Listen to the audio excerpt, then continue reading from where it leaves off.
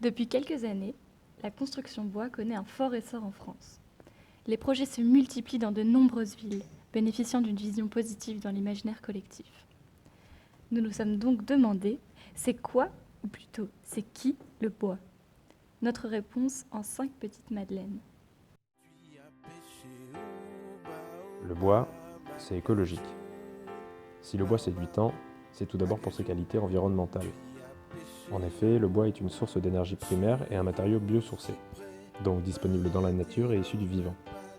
Il nécessite ainsi peu de ressources lors de sa transformation et se renouvelle rapidement. De plus, la gestion raisonnée et durable du parc français offre une grande quantité de bois disponible. 65% du bois français est utilisé pour le domaine de la construction. Au final, on estime que l'on réduit les émissions de gaz à effet de serre de 60% pour un logement collectif en faisant le choix du bois. Le bois, c'est rapide.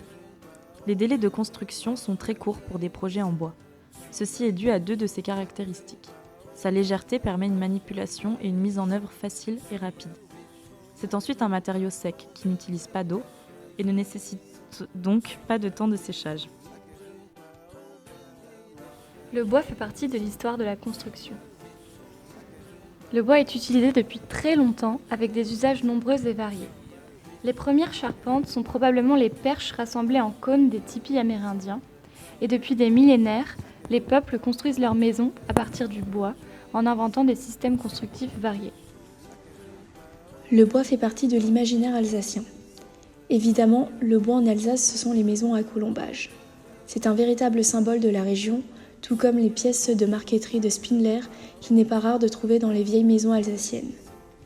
Professionnellement, la filière bois est également très présente en Alsace. 20% des chantiers de maisons individuelles de la région sont en construction bois. Le bois, c'est l'imaginaire de l'enfance. On dit souvent que le bois est le symbole du bien-être.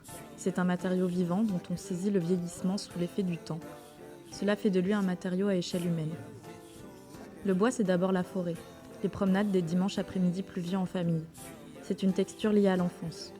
C'est la cabane, le lieu du refuge, le lieu de l'escapade. C'est également le sauna, le repos, la douceur. Le bois est un matériau chaleureux. Le bois c'est tellement cool que moi, l'Eurométropole, j'ai décidé il y a quelque temps de faire construire un bâtiment 100% bois. Et évidemment, j'ai voulu faire les choses en grand. D'abord pour montrer l'exemple et surtout pour prouver qu'on peut le faire, que c'est possible de construire 100% structure bois. Et ce bâtiment, je n'ai pas voulu le mettre n'importe où. Mon idée, c'était d'insérer ce bâtiment dans l'axe des deux rives, un des projets urbains les plus importants de France.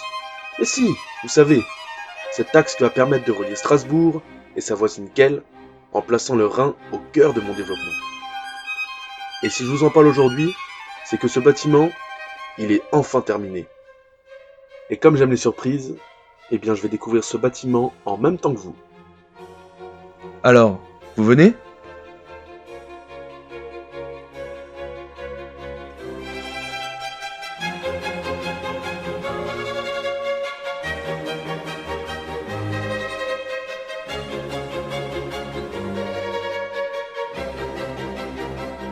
Je vous avoue que je suis assez perplexe.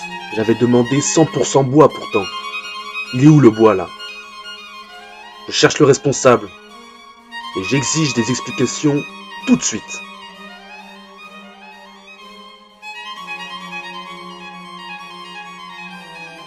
Mais ne voyez-vous pas que je suis tout de bois? Ne soyez point pantois, vous serez un émoi. Concentrons-nous sur la peau extérieure. Le bardage est fait de plaques de tôle en aluminium de la hauteur d'un étage. Ces plaques sont séparées par des plateaux horizontaux qui courent le long de la façade. Ces choix de mise en œuvre traduisent le besoin d'une étanchéité rigoureuse. Le métal garantit un ruissellement parfait et les lames remplissent le rôle de gouttière, protégeant la façade des infiltrations dans les faiblesses de la couverture. Ce genre d'impératif traduit une volonté de protéger très efficacement l'intérieur de la paroi. Et qui est plus sensible à l'eau que le bois ? On voit se dessiner en façade une trame régulière.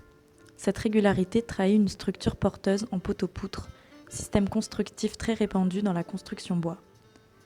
La lecture des lignes verticales de cette trame est brouillée par le jeu de décalage des ouvertures et le relief du bardage métallique. Les lignes horizontales sont particulièrement marquées, car appuyées par les lames d'aluminium. Au travers de ce quadrillage caché sur la façade, on peut démasquer un chantier monté par niveau en assemblant des panneaux de bois massif préfabriqués. Le choix du bardage métallique fait résonner en nous un univers portuaire. Cette vision est appuyée par le langage métallique des balcons dont les tirants évoquent la vie industrielle des ports, la hauteur des grues et les mouvements lourds des conteneurs. Le choix de cette structure métallique porteuse pour les balcons n'est cependant pas anodin. D'un point de vue technique, ces suspentes métalliques servent à soutenir les balcons, évitant ainsi un maintien par perforation de la façade. Cette méthode permet d'éviter une discontinuité de l'isolant et donc les ponts thermiques linéiques habituellement trouvés sur les balcons en béton. Il a suffi de seulement 20 semaines pour obtenir un bâti de 10 étages et 400 logements. La structure en béton constitue l'étape la plus longue dans la trame constructive. Elle comprend le temps de coulage et de séchage du béton. Ensuite, le montage de l'ossature bois en lamellé collé des poteaux poutres sont assemblés sur place. Par la suite vient la pose des éléments de façade et plancher. Et pour finir, la pose des balcons préassemblés à fixer sur chantier. Un second regard porté sur le bâtiment nous a permis de soulager la déception éprouvée quant à l'inapparence du bois en façade. L'œil averti en chacune et chacun d'entre nous a pu déceler les indices qui trahissaient une structure bel et bien en bois. Un vieux dicton nous revient alors en tête : on ne juge pas l'arbre à son écorce.